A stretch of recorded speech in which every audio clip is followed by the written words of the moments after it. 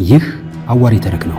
አዋሪ ተረክ በሳምንት 3 ቀናት ማለትም ማክሰኞ፣ ሐሙስና ቅዳሜ የተመረጡ ምርጥ ትረካዎችን ወደ እናንተ ያደርሳል። የአለፋ መዋት ለኢትዮጵያ ሕዝብ ከጸበል ከቅጠላቅጠልና ከሥራ ስር ቀጥሎ በታላላቅ መድኃኒትነት ሲያገለግል የቆየው ታላቅ መድኃኒት መዋት ነበር። የመዋት ምንጮች አብዛኛውን ጊዜ የሚገኙት ቆላ በሆኑ ቦታዎች የአንድን ወንዝ ሸለቆ እየተከተሉ ነው። በዚህ አይነት ሁኔታ ፈልቀው ከሚገኙት ፍል ውሃዎች አንዱ የአለፋ መዋት ነው። ደጃችን ዳዋ ወደዚህ መዋት ለመድረስ ከደንቢያ ተነስተው ዝግ ባለ ጉዞ በ3 ቀናት ተጉዘው በ3ኛው ቀን ጊዜው ገና ቀን ሳለ ሻውራ ማርያምን ወደ ቀኝ ትተው ጣራ ሚካኤል ከሚባለው ቦታ ላይ ደረሱ። ጣራ እንደደረሱ ጉዞአቸው ቢቀጥሉ ኖሮ መዋቱ ወደሚገኝበት ቦታ በጊዜ ደርሰው ለማደር ይችሉ ነበር። ነገር ግን የቀትር በኋላ ፀሐይ ፊት ለፊት ስለሆነችባቸው ጣራ አፋፍ ላይ ሰፍረው ያንን ጎጃምንና በጌ ምድርን ከሱዳን ከሚያዋስኗቸው ቦታዎች ድረስ ተዘርግቶ የሚታይ አቀበትና ቁልቁለት ለጥ ያለ ሜዳ ዱር ለበስና ገላጣ ቦታ የሚፈራረቁበት ያን ካፋፍ ላይ ሆነው ዘቅዝቀው ሲያዩት ሆድን ናድ የሚያደርግ ክፍለ ሀገር ሲመለከቱ አመሹ። ያ እጅግ ሰፊና በተፈጥሮ እጅግ ለም የሆነ ክፍለ ሀገር ቆርጦ በሚጥል ደዌና በአራዊቱ ምክንያት የደጋውና የወይና ደጋው ሕዝብ ደፍሮ አይገባበትም። ደፍሮ የሚገቡትም አብዛኞቹ ጥቂት ሳምንቶች ሳይቆዩ በዚያ እሳት በሆነ ንዳድ እየተነደፉ ያልቃሉ። ጊዜ ጠብቀው በንግድ ምክንያት ከሚወርዱትም ውስጥ ብዙዎቹ ይታመማሉ ወይም ይሞታሉ። ስለዚህ ያን የመሰለውን እጅግ ሰፊና የሀብት ምንጭ የሆነ ክፍለ ሀገር በደጋው ጥግ ለጥግ ባለው ለምለም ቦታ ካሉት ጥቂት አማሮችና በመካከል አልፎ አልፎ ከሚገኙት ኮንፈሎችና ሌሎች በስተቀር ምንም የሌለበት ምድረ በዳ ሆኖ ይኖር ነበር። አሁንም አለ። ከደጋው የአማራ አውራጃ የመጡት ደጃችን ዳዋ ይህንን ወሰኑ የማይታይ ጥቁር ውቅያኖስ ልብን የሚያሸብር ውሃ በጭጋግ ተሸፍኖ ሲመለከቱ በሕይወታቸው አጋጥሟቸው የማያውቅ አዲስ ትርኢት ሆነባቸው። በበነጋው ጧት ሌሊቱ በጣም ሳይነጋ ቀደም ብለው ተነስተው አስጫኑና የፀሐይዋ ሙቀት ከመገንተሩ በፊት ያን ቋንጃም በዱላ እንደተመቱ እጥፍ እጥፍ የሚያደርገው ቁልቁለት ወርደው ከዝነኛው የአለፋ መዋት ደረሱ። ዝነኛው የአለፋ መዋት በመላው በጌ ምድርና በግማሽ ጎጃም ስሙ የገነነ ታላቅ ፍልዋ ነበር።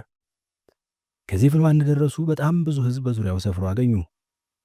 ቂጥኛሙ፣ ባለጨብጡ፣ ውርዴው፣ እከካሙ፣ ቁስለኛው፣ ቁርጥማታሙ፣ ንዳድ ያመመው፣ ሆድ ቁርጠት፣ ራስ ፍልጠት፣ አይነት፣ ምታት፣ ውጋት፣ ጉስምትና ሌሎችም በደብተራ አይነ ወርቅ ይጠቀሱ የነበሩ በሽታዎች አንዱም ሆነ ብዙዎች የደረሱበት በዚህ መዋት ተጠራቅሞ ነበረ። ደጃዝማች ዳዋ ያን ሁሉ በልዩ ልዩ ደዌ የተለከፈ ብዙ ሕዝብ በመዋቱ አካባቢ ሰፍሮ ባዩ ጊዜ የደላው ሙቂያኝ ካል እንደሚባለው ሰሞኑን ብዙ ምግብ ስበላ፣ በተለይ በራት ጊዜ ቅባት የበዛበት ምግብ ስበላ ሆዴን ይከብደኛል ብለው ያን ያህል መንገድ አቋርጠው መጥተው ስለነበር ቀብቼ መጥቼ በሽታ ሸምቼ እንዳልመለስ ብለው አሰቡ።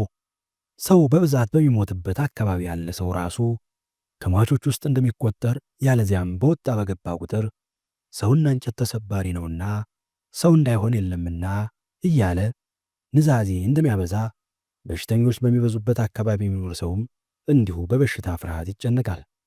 ስለዚህ ደጃችን ዳዋ ያንን ሁሉ በሽተኛ ሲያዩ መስጋታቸው አያስገርምም። ይሁንና እንደነ ደጃዝማችን ዳዋ ያሉ በክብርም ሆነ በጤንነት ከዚያ ከተሰበሰበው ሕዝብ እጅግ ከፍ ያሉ ሰዎች ከሕዝቡ ጋር የሚጋፉበት ምክንያት አልነበረም።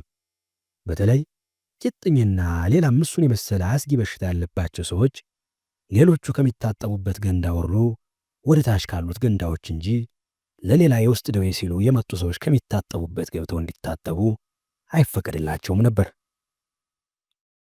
ስለዚህ ፍርሃቱ ከፍርሃትነት በቀር አደገኝነት አልነበረውም። ይሁን እንጂ የሁለተ ተክሌ ውበት በየጊዜው ትዝ እያላቸው ሰላም ስላሳጣቸው በመዋቱ ለመሰንበት የነበራቸውን እቅድ እየደከመ ሄደ።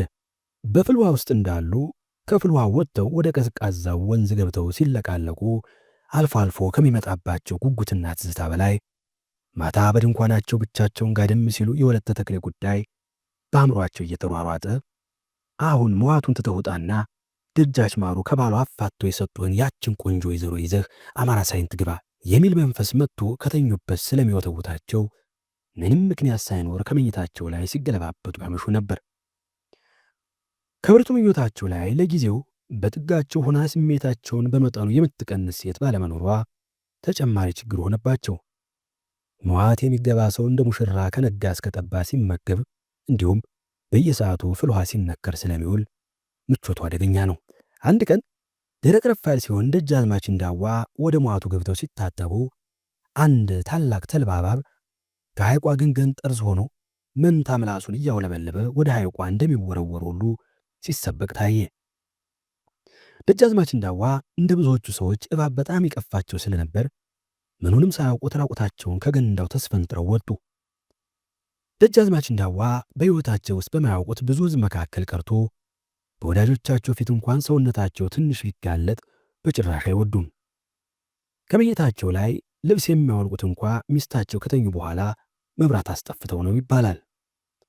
ስለዚህ ጉዳይ ያወራችባቸው ሴት ባትኖርም እንደ አፄ ፋሲል ሰውነታቸው ሁሉ በጠጉር የተሸፈነ በመሆኑ ሰውነታቸው ከሚጋለጥ ቢሞቱ ይመርጣሉ እያሉ የሚያሽሟጥጧቸው ሰዎች ብዙ ነበሩ። ይሁን እንጂ አዳም ዕፀ በለስን በልቶ ሲረገምና ጸጋውን ሲገፈፍ ራቁቱን እንደቀረ በሁለቱ ጭኖቻቸው መካከል ሁለቱን እጆቻቸውን ገርበብ ከማድረጋቸው በቀር ሌላ ነገር ሳይኖራቸው እርቃነ ሥጋቸውን ሲቀሩ ሰውነታቸው የሰም እንጎቻ መስሎ ከመታየቱ በላይ በሚነገርላቸው ሐሜት የተገለጸው ጠጉር ጨርሶ አልነበራቸውም። እንዲያም ሆኖ በአንዳንድ ወንዶች ላይ የሚገኘው የደረት ጠጉር እንኳ አልነበራቸውም። ራቁታቸውን እንደሆኑ ያዩ አሽከሮቻቸው እየተሯሯጡ ልብስ አምጥተው ካለበሷቸው በኋላ ዱላቸውን ይዘው ጌታቸውን ከሕዝብ ፊት ራቁታቸውን ያባረረውን እባብ ለመግደል ወደ መዋቱ ገንዳ ተሯሯጡ። ተው እንዳትነኩት አለ መዋት ጠባቂው ሰውዬ። ለምን አለ ከደጃዝማች እንዳዋ አሽከሮች አንዱ። ቆሌ ነው አይነካም። የምን ቆሌ? ሰው የሚበላ ቆሌ? ደርሶ አይነካም። ዛዲያ ምን ሲያደርጉ ነው? ጥላ አድርገው ሲገቡ ነዋ። የምን ጥላ እንዴ? የዛሬው ደግሞ እንዴት ያለው ጉድ ነው! ስንት ጥላ አለ። ተሴት ጋር አድሮ ንጹሕ ሳይሆኑ ሲገቡ ነዋ አለ መዋት ጠባቂው በሰዎቹ ቂልነት በመገረም። የደጃች እንዳዋ አሽከሮችም ስለ ጌታቸው ከሴት ጋር ማደርና ለማደር መከራከሩ ከመብታቸው በላይ ስለሆነ ጅንኑን እባብ ሳይነኩት ተመለሱ። በዚያ ቆላ ከሞላው እባብ ሁሉ በመዋቱ አካባቢ ያሉ እባቦች ዕድሜ ለጥላ እንጂ ክብርና መፈራትን የታደሉ ዓለመኞች ናቸው። ፀሐይ ሲያቃጥላቸው ወደ መዋቱ ብቅ ቢሉ ጥላ አድርጎ የገባውን ሰው ለማባረር ከቅዱስ ሚካኤል ታዘው የመጡ ናቸው ስለሚባሉ የአንድ ራስ ያህል ተፈርተውና ተከብረው ከመመለስ በቀር በዱላ ቀርቶ በሐሜት የሚነካቸው ሰው እንኳን አልነበረም። ደጃዝማች እንዳዋ ከመዋት ጠባቂው የጥላን ጉዳይ እንደሰሙ ራሳቸውን በራሳቸው ቢጠይቁ ምንም መልስ አጡለት። እንደ ብዙዎቹ መኳንንት የጭንገረዳ ዘውታሪ በሆንና ሴት ይዤ በመጣ ስራቴን ልጠራጠሩ ብቻዬን ተኮርኩም እያደሁ የምን ጥላ መጣ አሉ ለራሳቸው። ግን ብዙ ጊዜ ሲያሰላስሉ ከቆዩ በኋላ አንድ ነገር ትዝ አላቸው። ይኸውም ከትናንት ወዲያ ማታ በሕልማቸው ወለተ ተክሌ አስደንግጣቸው የነበረው ነው። ይህ ትዝ ባላቸው ጊዜ ይህ እባብስ አስተያየት የለሽና ግፈኛ ነው። ትናንትና ማታ ወዲያ በውን ሳይሆን በሕልም ጥላ አድርጓል ብሎ እስከዚህ ይከታተለኛል። ዛሬ በውን ጥላ አድርጌ በገባ ኑሮማ ተወርሮ ነድፎኝ በሰው አገር ቆላሙች ልቀር ኖሯል። ወለተ ተክሌን በውን አንድ ቀን እንኳ ሳላገኛት በስመ አብ ወወልድ ወመንፈስ ቅዱስ አሐዱ አምላክ አሉ በሐሳባቸው። ነገሩ ዝግንን ስላደረጋቸው እንደቆሙ በከባድ ስሜት ተውጠው ከነበሩበት ሁኔታ ከከባድ እንቅልፍ እንደሚነቃ ሰው ብንን አሉና በቅሎችን ጫኑልኝ፣ ዛሬ እዚህ ቦታ አላድርም። ያላረፈች ጣት ምን ጠንቁላ ትመጣለች ነው የሚባለው። ጠግቤ ጤነኛ ሰውነት ይዤ መጥቼ ሬሳዬን በበረሃ ልጥል፣ ጫኑልኝ አሉ። ዋናው ብስጭት የእባቡ ፍርሃት ብቻ ሳይሆን በእርሱ ምክንያት ያን ከሚስቶቻቸው ዓይን እንኳ ሰውረውት የኖሩትን ሰውነታቸውን በዚያ ሕዝብ ፊት ገልጠው መታየታቸው ነው። ደጃች እንዳዋ እንዲያውም በወለተ ተክሌ ያደረባቸው ጉጉት እንቅልፍ ነስቷቸዋል። ከዚህ በላይ እንዲህ ያለው ምክንያት ሲጨመር ምን ያደርጉ? በቅሎቻቸው ሁሉ ተጫኑና በዚያ ቃጠሎ ፀሐይ ያንን አቀበት ተያያዙት። ማንደፍሮ ጥቂት ይቆዩና ፀሐይ በረድ ሲልሎት ይነሱ ይበል። ብቻ እንደዚያ የመዋቱን ክብር ጠባቂ የሚባሉ እባቦች ሊቆጣጠሩ ያልቻሉት ስንት ጉድ በዚያ መዋት ውስጥ እንደሚፈጸም ሳያዩ ሄዱ። እርሳቸው ከነሰዎቻቸው ለቀው ሲሄዱ ለጊዜው የቀበሌው ድምቀት ጭር ያለ ቢመስልም ያ ሳቅና ውካታ በቀላሉ የሚቀዘቅዝ አልነበረም። መቼም በየቦታው አንዳንድ ከይሲ ያጠፋ ከላይኛው ገንዳ ከሚታጠቡት ጤነኞች ሰዎች መካከል አንዳንድ ተንኮለኞች የግራር ወይም ያጣጡ ሾህ እየሰበሩ ወፈር ወፈር ያሉ ደረቅ ሳሮች ላይ እየሰኩ ወደ ታችኛው ገንዳ ብዙ ውሃ በሚወስደው ቀርቀሃ ሸንዳ ውስጥ ሾኋን ፊት ለፊት አድርገው ሳሯን ሲለቋት ከውሃው ጋር እንደ ቀስት ተወርውራ ትሄድና ቁስላቸውን በሻንዳው የሚያስመቱትን ሰዎች ከአንድ አሳፋሪ ቦታ ላይ ጠቅ ስታደርግ የተወጋው ሰውዬ ወይም የተወጋችው ሴት እያማረሩና እየተራገሙ ከሻንዳው ሲመለሱ ታላቅ አሳቂ ነገር እንደተሰራ ሁሉ ሕዝቡ በሳቅ አወካ ነበር።